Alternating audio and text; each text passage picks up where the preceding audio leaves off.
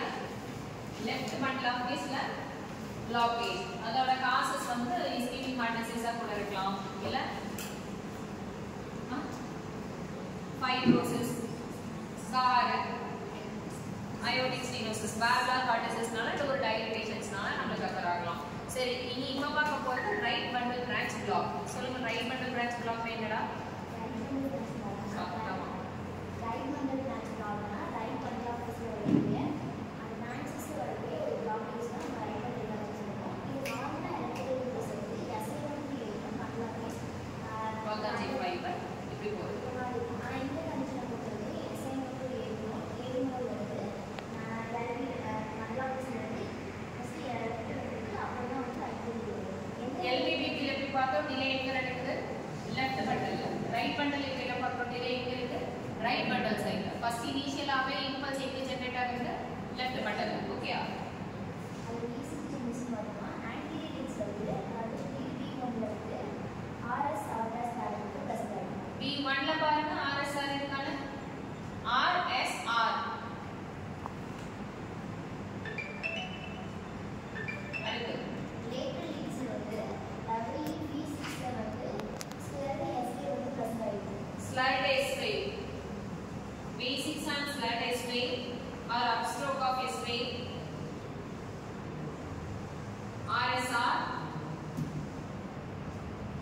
next QRS duration வந்து increase ஆகுது 120 minutes இருக்கு QRS broad QRS இருக்கா எங்கலாம்னா B1 B2 broad QRS இருக்கா RSR இருக்கனால நமக்கு broad QRS broad QRS சரியா broad QRS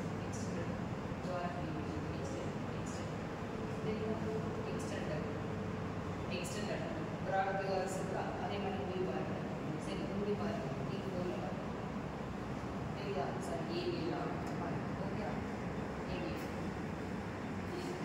broad QRS சரியா broad QRS RSR slug S5 அதோட causes for right bundle branch block right ventricular hypertrophy ischemic heart disease pericardial effusion congenital heart disease MI electrical imbalance வந்து potassium level increase நால அந்த hypercalcemia anemia வரலாம் so pericardial effusion right ventricular hypertrophy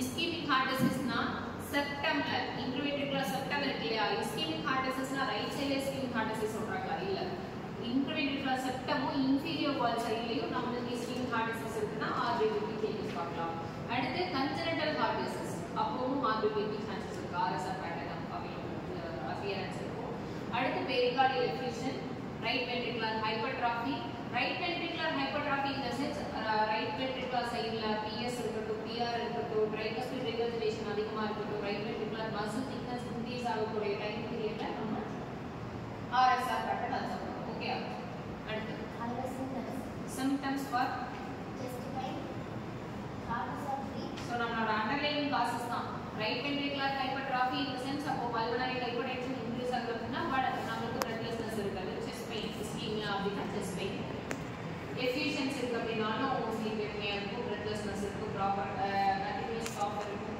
sweating இருக்கும் breathlessness இருக்கும் okay hypertension இருக்கும் இதெல்லாம் symptoms அதோட complication வந்து heart attack வரும் heart failure sudden arrest heart failure RVBP change பாருங்க so myocardial infarction லயும் prognosis வந்து பாத்தீங்கன்னா poor-ஆ தான் இருக்கும் RVBP ல presence of heart disease prognosis is related to severity of underlying heart disease அப்படி என்னன்னா PSPR இருக்கக்கூடிய கண்டிஷன்ல hypertrophy present ஆயிருக்கு அப்படின்னா volume intake வந்து ரொம்ப decrease ஆகும் so mortality rate கொஞ்சம் அதிகமா இருக்கும் and breathlessness sudden arrest ஆகலாம் liver chances ஆகலாம் ஓகே சரி RVBP னா என்ன right bundle branch block எப்படி நம்ம ஈஸியா ஐடென்டிஃபை பண்றோம் RSR pattern slug S5 broad QRS next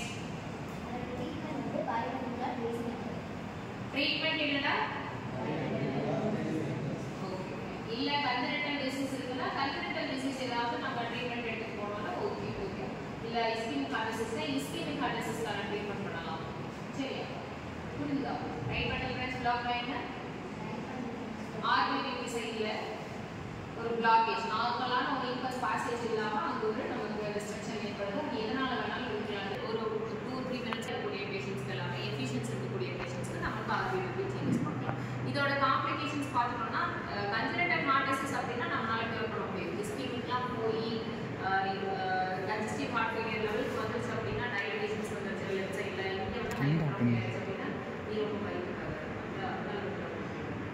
அந்த மாதிரி இருக்கக்கூடிய கண்டிஷன்ஸ்ல நம்ம ரிவர்ட் பண்ணவும் முடியாது. ஷாக் கொடுத்தாலும் நம்ம ஏதோ ஒரு 20-30 மினிட்ஸ் மட்டும்தான். பட் அது ரிவர்ஸ்ஃபுல்லாக ஆகும். இதெல்லாம் வந்து காம்ப்ளிகேஷன்ஸ் இருக்கு. செஸ்ட் பெயின் இருக்கும். இஸ்கெமிக் ஹார்ட் டிசீஸ் அப்படின்னா செஸ்ட் பெயின் இருக்கும். பிரெத்லெஸ்னஸ் இருக்கும். பெரிகார்டியல் எஃப்யூஷன் அப்படின்னா ரைட் சைட் ஹார்ட்ல நமக்கு ஏதாவது ப்ரெஷர் வேரியேஷன்ஸ் இருந்தாலும் செஸ்ட் பெயின்ஸ் இருக்கும். இதெல்லாம் வந்து ஓகே. ட்ரீட்மெண்ட் அப்படின்னா என்ன கண்டிஷன் அண்டர்லைன் காசஸ் கன்ஜெனிட்டல் அப்படின்னா அதை கியூர் பண்ணலாம். இஸ்கெமிக்னா அதை கியூர் பண்ணலாம். பன்னி ஃப்ராக்ஸ்லாம் போயிருக்கு கண்டக்ஷன் டிஸ்பிளே தான் பார்வையில் தான் நம்மளுக்கு டிஸ்ட்ரக்ஷன்ஸ் இருக்குது அப்படின்னா அதுக்கு வந்து ஒரு பைலெட்ரிக்கலாக பேஸ்மெண்ட்டை ப்ளேஸ் பண்ணலாம். ஓகே புரிஞ்சுதா? ஏதாவது என்ன காசஸ் இருக்கோ அதுக்கு நம்ம ட்ரீட்மெண்ட் எடுக்கணும். ஃபர்ஸ்ட் எல்பிபியாக இருக்கும் ஆர்பிபியாக இருக்கும். கண்டக்ஷன் பார்வையில் தான்